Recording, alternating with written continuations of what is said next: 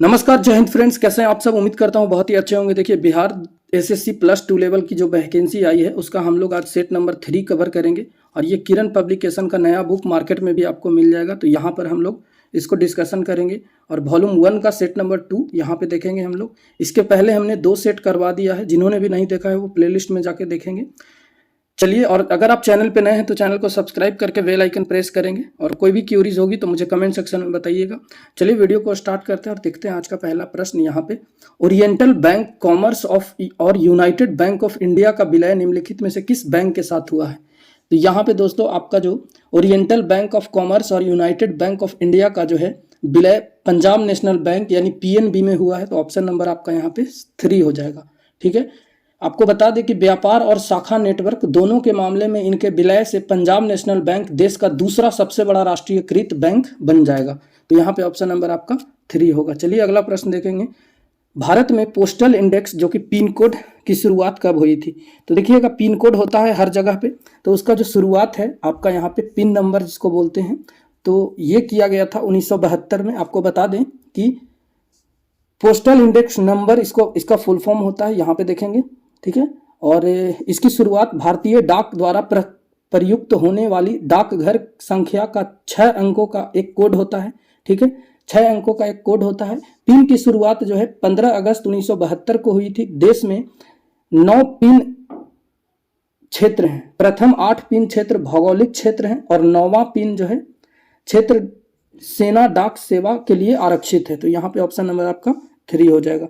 चलिए आगे देखेंगे। भारतीय विशेष आर्थिक नियम संशोधन किस वर्ष हुआ था? तो ये हुआ था दोस्तों आपका 2006 में। तो ऑप्शन नंबर यहाँ पे 4 हो जाएगा। ठीक है, यहाँ पे आपको बता दें कि विशेष आर्थिक क्षेत्र नियम 10 फरवरी 2006 को प्रभाव में आया था। ठीक है, और इस संशोधन अधिनियम के अंतर्गत विशेष आर्थिक क्षेत्र के विकास, संचालन और उससे संबंधित प्रक्रियाओं के सरलीकरण के लिए व्यवस्था की गई थी। ठीक है, तो चलिए ऑप्शन नंबर यहाँ पे आपका 4 हो जाएगा। अगला प्रश्न देखेंगे। वायुमंडलीय दबाव किसके द्वारा मापा जाता है? तो वायुमंडलीय दाब जो है ये बैरोमीटर का एक वैज्ञानिक उपकरण है जिसका उपयोग मौसम विज्ञान में वायुमंडलीय दाब मापने के लिए किया जाता है। तो ऑप्शन नंबर आपका यहाँ 4 हो जाएगा, बैरोमीटर। चलिए अगला प्रश्न देखेंगे। वल्लभ भाई पटेल को सरदार की उपाधि किसने दी थी?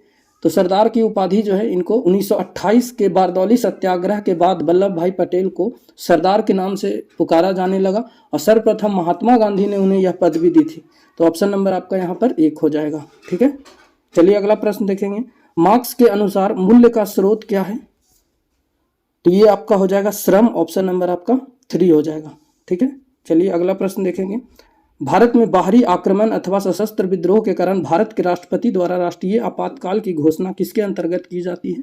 तो देखिए, राष्ट्रीय आपात की घोषणा जो है भारतीय संविधान के अनुच्छेद 352 के अंतर्गत करते हैं। तो ऑप्शन नंबर आपका यहाँ पर A हो जाएगा। ठीक है, आपको बता दें कि अगर देश में युद्ध हो जाए या बाहरी आक्रमण हो जाए तो सशस्त्र विद्रोह के कारण आपातकाल को राष्ट्रीय आपात नाम दिया जाता है। ठीक है, और आपको इसी अनुच्छेद के अनुसार भारत की अथवा यानी इसके किसी भी भाग की सुरक्षा को युद्ध अथवा बाहरी आक्रमण अथवा सशस्त्र विद्रोह के कारण घटना उत्पन्न हो गया हो तो राष्ट्रपति जो है राष्ट्रीय आपात की घोषणा करती है। ठीक है, और यहाँ पे अगर राष्ट्रीय आपातकाल से संबंधित 3 अनुच्छेद यहाँ पे देखेंगे, जैसे अनुच्छेद 356, 360, ये सब जो है ये सब भी आपका यहाँ पे आपात से ही संबंधित है। चलिए अगला प्रश्न देखेंगे। यहाँ पे सामुदायिक विकास कार्यक्रम का प्रारंभ किस वर्ष किया गया?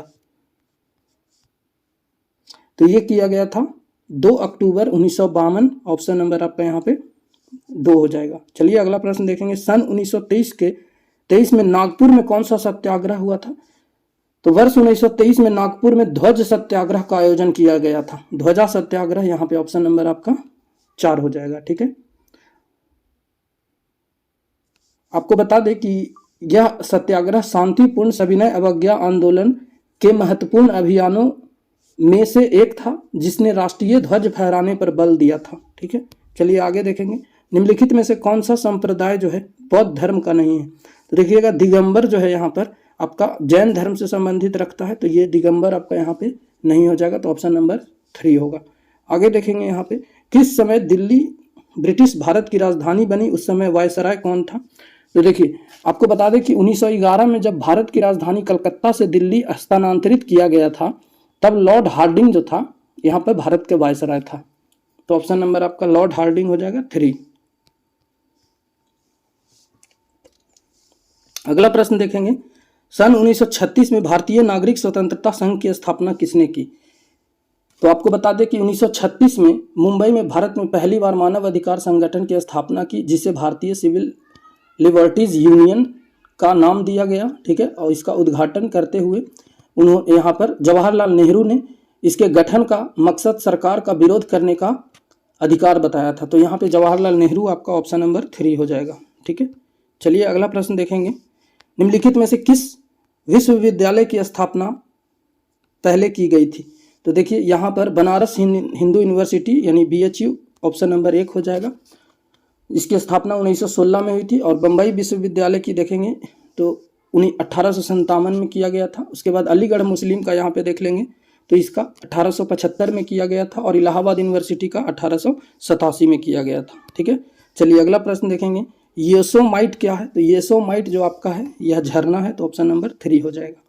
नेक्स्ट क्वेश्चन देखेंगे, प्रथम भारतीय उपग्रह आर्यभट्ट किस वर्ष छोड़ा गया?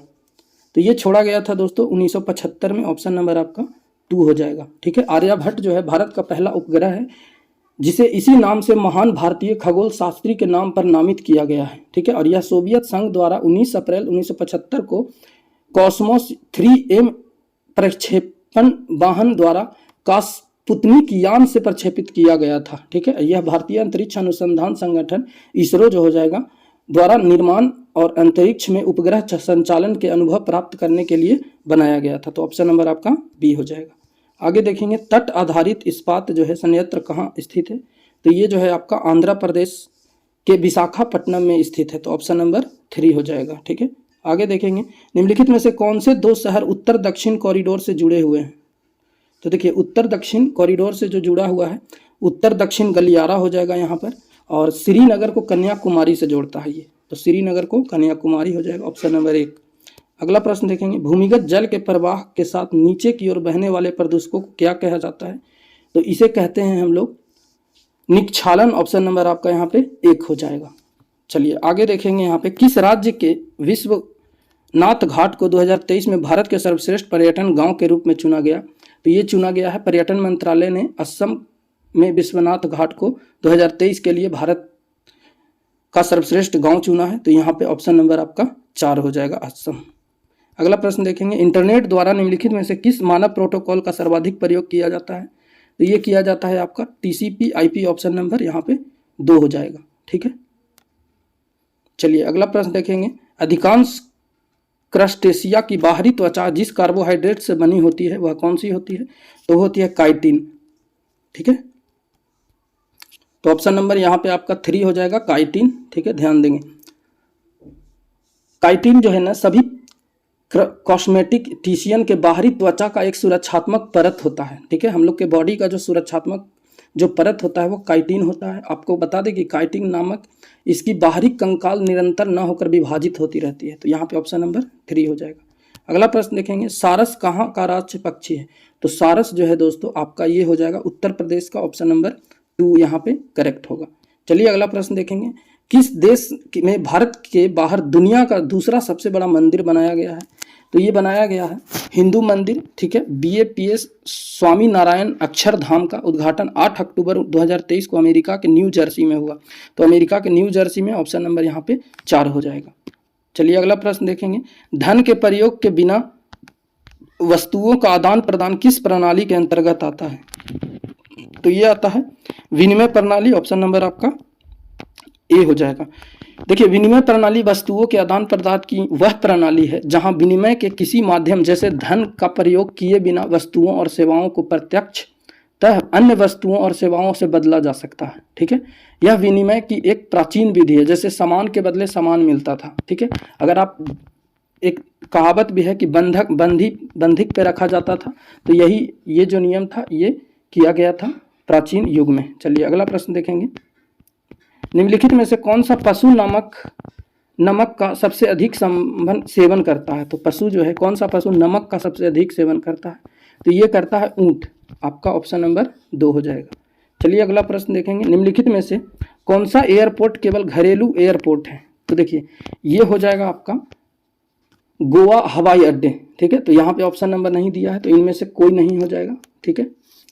गोवा हवाई अड्डे, जिसे डाबोलियन हवाई अड्डे भी कहा जाता है, और श्रीनगर हवाई अड्डा और देवी अहिल्याबाई होलकर हवाई अड्डा सभी अंतर्राष्ट्रीय हवाई अड्डे हैं, ठीक है। चलिए अगला प्रश्न देखेंगे यहाँ पे, विश्व का सबसे बड़ा मरुस्थल कौन सा है? तो विश्व का सबसे बड़ा मरुस्थल आपका यहाँ पर हो जाएगा सहारा मरुस्थल, ऑप्शन नंबर आपका 3 हो जाएगा, ठीक है। और आपको बता दें सहारा सबसे बड़ा गर्म मरुस्थल है, जो कि अंटार्कटिका तथा आर्कटिक के बाद विश्व का तीसरा सबसे बड़ा मरुस्थल है, ठीक है। चलिए अगला प्रश्न देखेंगे, विश्व बैंक ने वित्त वर्ष 2023-24 के लिए भारत की जीडीपी ग्रोथ का क्या पूर्वानुमान लगाया है? तो ये लगाया है दोस्तों 6.03%, ऑप्शन नंबर आपका 2 हो जाएगा, ठीक है। अगला प्रश्न देखेंगे, निम्नलिखित में से किसने नोबेल पुरस्कार नहीं जीता है?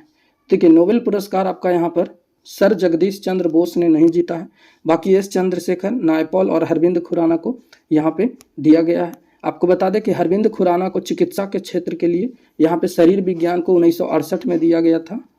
उसके बाद यहाँ पे सुब्रमण्यम चंद्रशेखर को, ठीक है, भौतिक विज्ञान के लिए 1983 में यहाँ पर मिला है इनको नोबेल पुरस्कार। उसके बाद नायपॉल को देख लेंगे तो BS नायपॉल को साहित्य के लिए नोबेल पुरस्कार 2001 में मिला है, ठीक है। चलिए अगला प्रश्न देखेंगे, सिंधु घाटी की सभ्यता के निम्नलिखित में से किस स्थान पर विशाल अन्न भंडार के अवशेष मिले हैं? तो ये मिला है दोस्तों आपका यहाँ पर मोहनजोदड़ो से, ऑप्शन नंबर आपका ए हो जाएगा।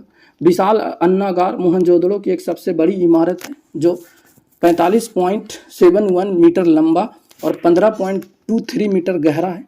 सिंधी में इसका शाब्दिक अर्थ मृतकों का टीला होता है। क्या होता है?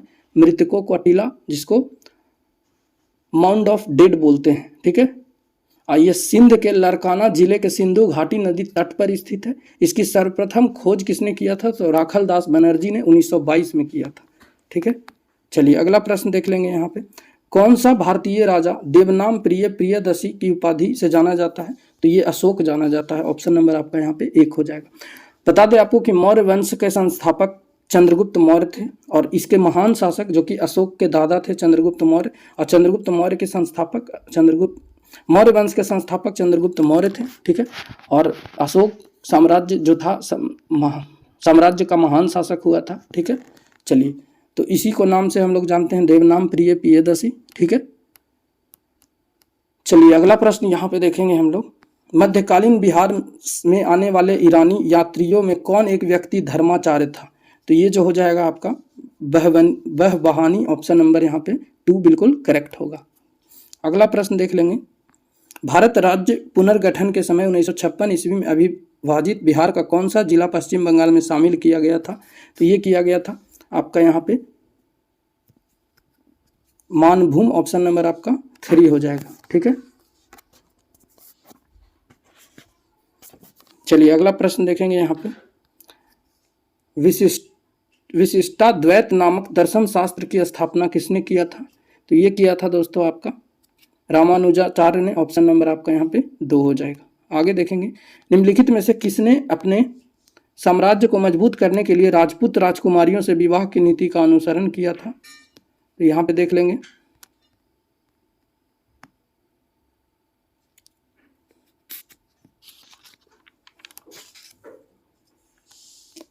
आपका जो आंसर हो जाएगा वो अकबर होगा, ऑप्शन नंबर 3, ठीक है। अकबर ने ही अपने साम्राज्य के विस्तार करने के लिए राजपूत राजकुमारियों से विवाह की नीति का अनुसरण किया था और इस सिलसिले में उसने सबसे पहले आमेर को वैवाहिक संबंधों द्वारा मिलाया था, ठीक है। चलिए अगला प्रश्न देखेंगे, मुंगेर के दक्षिण पश्चिम में स्थित सूरजगढ़ इतिहास में किस लिए प्रसिद्ध है? तो सूरजगढ़ जो है ये इतिहास में आपका यहाँ पर शेरशाह और नुहानी पठान के बीच युद्ध के कारण के लिए प्रसिद्ध था, तो ऑप्शन नंबर आपका 3 हो जाएगा, ठीक है। चलिए अगला प्रश्न यहाँ पे देखेंगे हम लोग 37 नंबर, नादिर शाह ने यहाँ पर देखेंगे किस शासनकाल में भारत पर आक्रमण किया? तो नादिर शाह जो था मोहम्मद शाह के शासनकाल में, फारस के नादिर शाह ने यहाँ पे 1738 से 39 ईस्वी के बीच भारत पर आक्रमण किया था। तो मोहम्मद शाह यहाँ पर आपका ऑप्शन नंबर 2 में दे रखा है, मोहम्मद शाह रंगीला, ठीक है। चलिए अगला प्रश्न देखेंगे, अध्यादेश के संदर्भ में निम्नलिखित कथनों पर विचार कीजिए। देखिए, भारतीय संविधान का अनुच्छेद 123 राष्ट्रपति को कुछ कानून बनाने की शक्तियां प्रदान करता है जो संसद के दोनों सदनों के संचालित न होने के समय लागू किया जाता है। उसके बाद यहाँ देखेंगे, संसद सत्र के प्रारंभ होने के पश्चात 35 दिनों के अंदर विधेयक अध्यादेश नहीं, ये गलत हो जाएगा आपका। बाकी यहाँ पे देखेंगे तो एक बिल्कुल आपका यहाँ पे सही दे रखा है। उसके बाद 3 पढ़ लेते हैं। भारतीय संविधान का अनुच्छेद 213 राज्य विधायिका का सत्र संचालित न होने के दौरान भारत के राज्यपाल अध्यादेश जारी करने की शक्तियां प्रदान करता है, तो बिल्कुल ये सही हो जाएगा। 213 के तहत राज्य में विधायिका होता है यहाँ पे, और तो ऑप्शन नंबर आपका ए बिल्कुल सही हो जाएगा। एक, केवल 1 और 3, ठीक है। अगला प्रश्न यहाँ पे देखेंगे हम लोग, तैमूर लंग ने किसके शासनकाल के दौरान जो है भारत पर आक्रमण किया था? तो यहाँ पे देखेंगे तैमूर लंग जो हो जाएगा आपका यहाँ पे तुगलक वंश के सुल्तान नसीरुद्दीन जो था, उसी के शासनकाल में मध्य एशिया के महान मंगोल सेनानायक तैमूर ने 1398 ईस्वी में यहाँ पर भारत पर आक्रमण किया था। और तैमूर का आक्रमण तुगलक वंश एवं दिल्ली के दोनों के लिए आघात सिद्ध हुआ था, ठीक है। तो यहाँ पे जो आपका ऑप्शन नंबर हो जाएगा वह 3 हो जाएगा, ठीक है। ऑप्शन नंबर 3 तुगलक वंश। चलिए अगला प्रश्न देखेंगे, बिहार की यात्रा करने वाला प्रथम अंग्रेजी यात्री कौन था? तो बिहार का यहाँ पे देखेंगे पहला जो अंग्रेज यात्री था वह कौन था? तो आपका यहाँ पर जो करेक्ट आंसर हो जाएगा रॉल्फ फिच, ऑप्शन नंबर 4 में दे रखा है। आपको बता दें कि बिहार आने वाला पहला अंग्रेजी यही यात्री था, ठीक है। इसने पटना नगर का विस्तार से वर्णन किया, ठीक है। और यह मुगल शासक अकबर के शासनकाल में भारत आया था। वह आगरा व फतेहपुर गया, ठीक है। उसने दोनों शहरों को लंदन से बड़ा बताया था, ठीक है।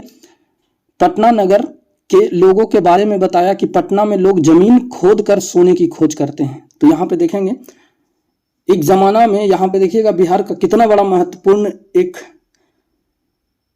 योगदान रहा था। और इसकी तुलना जो है आपको बता दें कि लंदन जैसे देश से भी किया गया था, तो यहाँ उससे भी बड़ा बताया गया था। तो कहाँ से हमारा बिहार यहाँ पे गलत हो सकता है? कभी नहीं। तो ये बिहार के इतिहास जो जानेंगे वो बिहार को सलाम ठोकेंगे। चलिए अगला प्रश्न देखेंगे यहाँ पे हम लोग,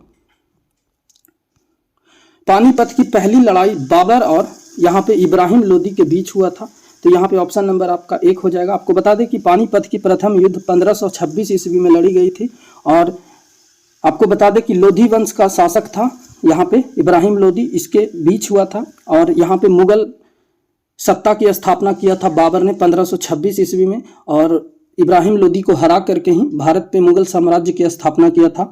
और जिसके प्रथम साम्राज्य के संस्थापक मोहम्मद जहीरुद्दीन बाबर हुआ था, ठीक है।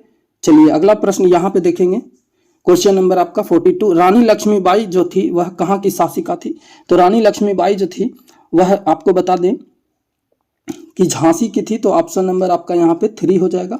रानी लक्ष्मीबाई के बारे में थोड़ा सा जान लेते हैं। 4 जून 1858 को रानी लक्ष्मीबाई ने वीरतापूर्वक अंग्रेजों के साथ युद्ध किया था, ठीक है। जब 1857 की क्रांति हुई थी तो इसमें इन्होंने सक्रिय भूमिका निभाया था। और आपको बता दें कि झांसी का पतन यहाँ पे देखिएगा, इस युद्ध के बाद यहाँ पे झांसी का 1858 में जब युद्ध लड़ा था तो यहाँ पे झांसी का पतन हो गया और उन्हें ग्वालियर जाना पड़ा था। किनको? रानी लक्ष्मीबाई को, ठीक है। और 17 जून 1858 को तात्या टोपे के साथ मिलकर अंग्रेजों के विरुद्ध युद्ध करते हुए लक्ष्मीबाई जो थी वह वीर गति को प्राप्त हो गई थी। तो यहाँ पे ऑप्शन नंबर आपका 3 हो जाएगा। चलिए अगला प्रश्न देखेंगे, मराठा शासकों के प्रधानमंत्री कहलाते थे। तो मराठा शासक के प्रधानमंत्री जो थे वह पेशवा कहलाते थे। तो ऑप्शन नंबर आपका 1 हो जाएगा, ठीक है। पेशवा राजा का प्रधानमंत्री होता था। इसका कार्य जो था संपूर्ण राज्यों के शासन का देखभाल करना था, ठीक है। और राजा जब अनुपस्थित रहते थे यानी एब्सेंट रहते थे तो उसके कार्यों की देखभाल भी यही पेशवा करता था, ठीक है। सरकारी पत्रों और दस्तावेजों पर राजा के नीचे अपनी मुहर लगाया करता था कौन? तो पेशवा। तो चलिए यहाँ पे अगला प्रश्न देखेंगे, बिहार में राष्ट्रपति शासन जो है पहली बार कब लागू किया गया था? तो बिहार में राष्ट्रपति शासन पहली बार 29 जून 1968 से 26 जनवरी 1969 तक लगा था। तो यहाँ पे ऑप्शन नंबर आपका ए हो जाएगा, 29 जून 1968, ठीक है। चलिए अगला प्रश्न देखेंगे, किसने Dada Saheb Phalke life time achievement awards 2023 से सम्मानित किया गया? तो किसे किया गया? तो यहाँ पे देखेंगे आपका ऑप्शन नंबर आपका वाहिदा रहमान हो जाएगा, ऑप्शन नंबर 3, इन्हीं को यहाँ पे दादा साहब फाल्के पुरस्कार से सम्मानित किया गया है। और वाहिदा रहमान को 53 यहाँ पे 53 Dada Saheb Phalke life time achievement पुरस्कार से सम्मानित किया गया है यहाँ पे, ठीक है। और आपको बता दें कि यह पुरस्कार 69वें राष्ट्रीय फिल्म पुरस्कार समारोह के दौरान प्रदान किया गया था, ठीक है। चलिए अगला प्रश्न, औरंगजेब का मकबरा कहाँ स्थित है? तो औरंगजेब का जो मकबरा है आपका यहाँ पर दौलताबाद में है, तो ऑप्शन नंबर आपका 4 हो जाएगा, ठीक है। यहाँ पे देख लेंगे, औरंगजेब की मृत्यु विद्रोहियों एवं मराठों का दमन करते हुए 3 मार्च 1707 को यहाँ पे औरंगजेब की मृत्यु हो गई थी, ठीक है। और औरंगजेब के शव को दौलताबाद से 4 किलोमीटर दूर स्थित फकीर बुरहानुद्दीन शेख जैन उल हक की कब्र के अहाते में दफनाया गया था, ठीक है। तो यहाँ पे ऑप्शन नंबर 4 हो जाएगा। चलिए आगे देखेंगे, यहाँ पे अगला प्रश्न यहाँ पे हम लोग देख लेंगे 47 नंबर, मंदिर का निर्माण यहाँ पे राजा चोल राज द्वारा किया गया था। तो किसके द्वारा किया गया था? तो ये किया गया था आपका यहाँ पे बृहदेश्वर मंदिर का, ऑप्शन नंबर 3 हो जाएगा, जो कि तमिलनाडु के तंजावुर में स्थित है बृहदेश्वर मंदिर। इसका निर्माण 1003 ईस्वी, यहाँ पे देखेंगे 1003 ईस्वी और 1010 ईस्वी के मध्य राजा राज चोल प्रथम द्वारा करवाया गया था, ठीक है। चलिए, और यह मंदिर यूनेस्को विश्व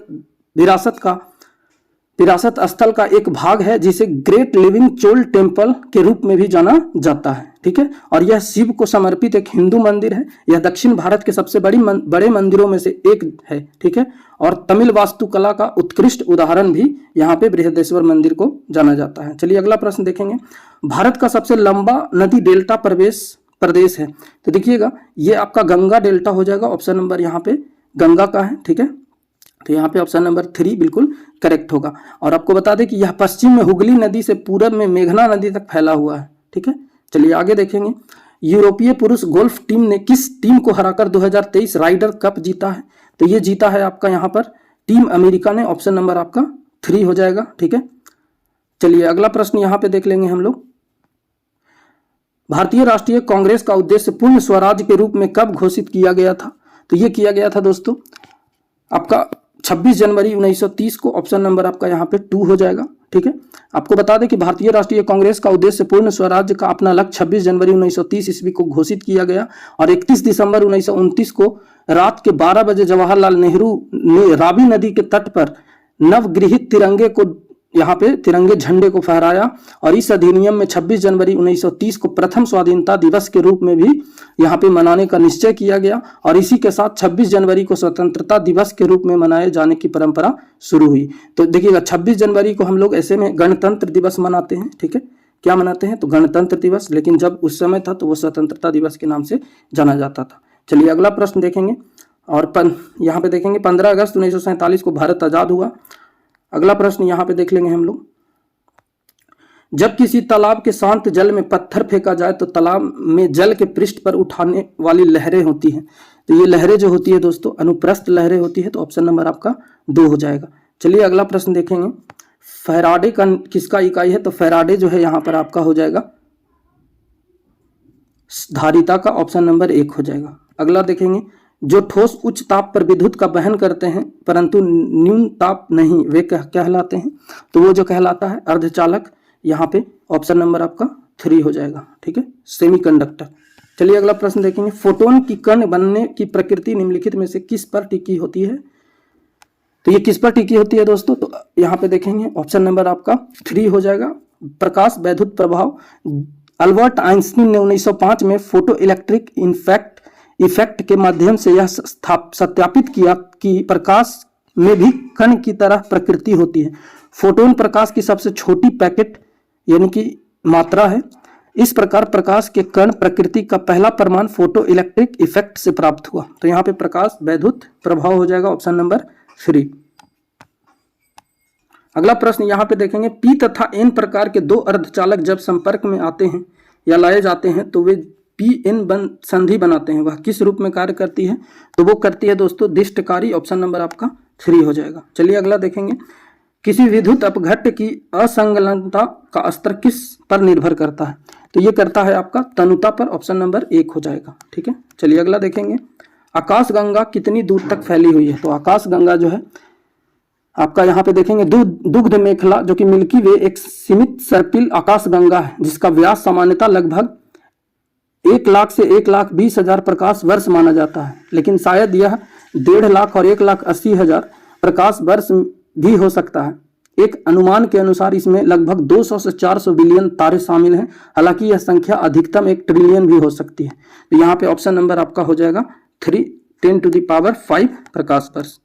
चलिए अगला प्रश्न देखेंगे। यहाँ पे भोपाल गैस त्रासदी 1984 किससे संबंधित है? तो ये मिथाइल आइसोसाइनाइड से है। तो यहाँ पे आपका ऑप्शन नंबर 3 हो जाएगा, मिथाइल आइसोसाइनाइड, ऑप्शन नंबर 3। ठीक है, ये जो हुआ था यहाँ पे देखेंगे 3 दिसंबर 1984 को एक भयानक औद्योगिक दुर्घटना हुआ था, जिसे भोपाल गैस त्रासदी के नाम से जाना जाता है। ठीक है, चलिए अगला प्रश्न यहाँ पे देख लेंगे हम लोग। हास्य गैस का रासायनिक सूत्र क्या है, यानी कि लाफिंग गैस? तो लाफिंग गैस का यहाँ पे हो जाएगा आपका N2O nitrous oxide, option number यहाँ पे 2 हो जाएगा। ठीक है, चलिए अगला प्रश्न देखेंगे। निम्नलिखित में से किस धातु में कॉपर सल्फेट विलयन घोल के तांबे कॉपर का निक्षेप हो जाता है? तो ये हो जाता है दोस्तों आपका लौह का, ऑप्शन नंबर 3 हो जाएगा। ठीक है, नमक से लोहा तांबे को विस्थापित कर लौह सल्फेट समाधान बनता है। चलिए अगला प्रश्न। गोताखोर के प्रयोग में आने वाले गैस सिलेंडरों में ऑक्सीजन को लघुकृत तनु करने के लिए निम्नलिखित में से किसका प्रयोग किया जाता है? तो ये किया जाता है आपका दोस्तों यहाँ पर हीलियम का, ऑप्शन नंबर आपका 3 हो जाएगा। चलिए अगला देखेंगे। निम्नलिखित में से क्या ऑक्सी एसिड नहीं बनाता है? तो ऑक्सी एसिड यहाँ पे देखेंगे फ्लोरीन आपका नहीं बनाता है, तो ऑप्शन नंबर यहाँ पे 4 हो जाएगा। अगला प्रश्न देखेंगे। मादा एनाफिलीज मच्छर जो है इनमें से किस रोग का वाहक है? तो मादा एनाफिलीज जो है मलेरिया जीनस एनाफिलीज की मादा मच्छरों द्वारा मनुष्य में फैलता है। तो यहाँ पे आपका हो जाएगा मलेरिया, ऑप्शन नंबर 3। आपको बता दें कि एसिडा इजिप्ट एक ऐसी प्रजाति है जो वायरस संचालित करने के लिए जानी जाती है, जो पीले डेंगू व चिकनगुनिया जैसे उष्णकटिबंधीय बुखार का कारण बनती है। ठीक है, तो ऑप्शन नंबर आपका यहाँ पे 3 हो जाएगा। आगे देखेंगे। निम्नलिखित में से किसमें सिल्वर नहीं होता है? तो देखिए आपका जर्मन सिल्वर में जो है क्या नहीं होता है? तो सिल्वर नहीं होता है, तो ऑप्शन नंबर आपका 3 हो जाएगा। ठीक है, अगला प्रश्न देखेंगे। जिस फिल्टर पर मजलस सीवेज डाला जाता है उसे क्या कहते हैं?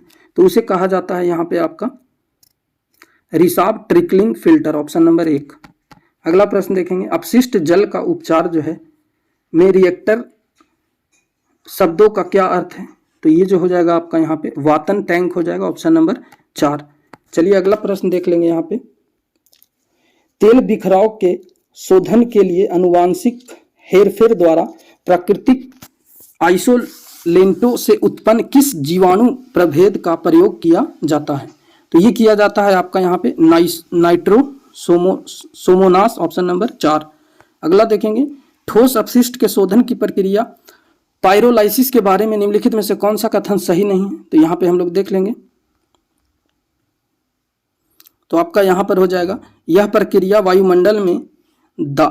वायुमंडल दाब में 430 डिग्री सेंटीग्रेड से अधिक तापमान पर होती है। ये आपका गलत दिया है, तो ऑप्शन नंबर 2 हो जाएगा। अगला देखेंगे। झील अथवा तालाब के सतह जल पर पादप प्लवक के तेजी से बढ़ने वाले पुंज को क्या कहते हैं? तो इसे देखिएगा दोस्तों, इसे कहा जाता है आप सुपोषण, ऑप्शन नंबर आपका 1 हो जाएगा। अगला प्रश्न देख लेंगे। ध्रुवों पर एक दिन की अधिकतम लंबाई कितनी होती है? तो ध्रुवों पर एक दिन की अधिकतम लंबाई आपका 6 महीने का होता है, तो ऑप्शन नंबर यहाँ पे 4 हो जाएगा। अगला देखेंगे। किस औद्योगिक क्षेत्र में अम्लीय वर्षा किस गैस के कारण होती है? तो यहाँ पे होता है ये सल्फर डाइऑक्साइड के कारण, ऑप्शन नंबर आपका यहाँ पे 3 हो जाएगा। अम्लीय वर्षा प्राकृतिक रूप से अम्लीय वर्षा होती है, जिसको एसिड रेन बोलते हैं। इसका कारण यह है कि पृथ्वी के वायुमंडल में सल्फर डाइऑक्साइड और नाइट्रोजन ऑक्साइड जल के साथ अभिक्रिया करके नाइट्रिक अम्ल और गंधक का तेजाब बन जाता है। अम्ल वर्षा में 2 प्रकार के यहाँ पर अम्ल होते हैं और उसके प्रकार के वायु प्रदूषणों में आते हैं, जैसे को हम लोग SO2 और NO2 बोलते हैं। ठीक है, NO2। चलिए अगला प्रश्न देखेंगे। ध्वनि तरंग द्वारा अनुनाद उत्पन्न करने के कारण यहाँ पे देखिएगा क्या होता है? तो ये आपका हो जाएगा परावर्तन, ऑप्शन नंबर 3 हो जाएगा। ठीक है, चलिए अगला प्रश्न देखेंगे। 2 निकायों के मध्य उष्मा के प्रवाह की दिशा निम्नलिखित में से किस पर निर्भर करती है? तो ये करती है दोस्तों आपका यहाँ पे उसके ताप पर, ऑप्शन नंबर आपका यहाँ पे 3 हो जाएगा। चलिए अगला प्रश्न देख लेंगे। संचार उपग्रह का प्रयोग किया जाता है तो संचार उपग्रह का प्रयोग जो है संचार संकेत प्राप्त करने और पुनः प्रेषित करने के लिए, तो option number 2 will be correct answer. Next देखेंगे यहाँ पे स्टोर्ड प्रोग्राम की अवधारणा किसने शुरू की थी? तो स्टोर्ड प्रोग्राम की अवधारणा जो है आपका चार्ल्स बॉबेज ने किया था। तो ऑप्शन नंबर आपका यहाँ पे, माफ कीजिएगा, यहाँ पे देखेंगे स्टोर्ड प्रोग्राम बोला है, तो स्टोर्ड प्रोग्राम का संबंध कंप्यूटर मेमोरी में दिए गए निर्देशों के भंडारण से है, जिसके द्वारा कंप्यूटर कई प्रकार के कार्यों को संपादित करता है। और स्टोर्ड प्रोग्राम की अवधारणा को जॉन वॉन न्यूमैन ने 1940 के दशक में दिया था। ठीक है, तो यहाँ पे जॉन वॉन न्यूमैन हो जाएगा ऑप्शन नंबर 1। ठीक है, आपका option number 1 will be correct answer होगा। तो यहाँ पे अगला देखेंगे, देखिए यहाँ से हम लोग मैथ रीजनिंग का क्वेश्चन स्टार्ट हो जाता है, तो इसको हम लोग देखेंगे बाद में। चलिए आज हम जीएस का पोर्शन देखे हैं और जीएस का क्वेश्चन हम लोग कंप्लीट किए हैं, तो आप लोग भी सेट लगाइएगा और बताइएगा कितना स्कोर आ रहा है। आपका एग्जाम जो है वो मार्च में लेने की संभावना, डेट बताई गई है। चलिए, वीडियो पे नए हैं चैनल को सब्सक्राइब करके बेल आइकन प्रेस कीजिएगा। मिलेंगे नेक्स्ट वीडियो में, तब तक के लिए बने रहिए चैनल में। जय हिंद फ्रेंड्स।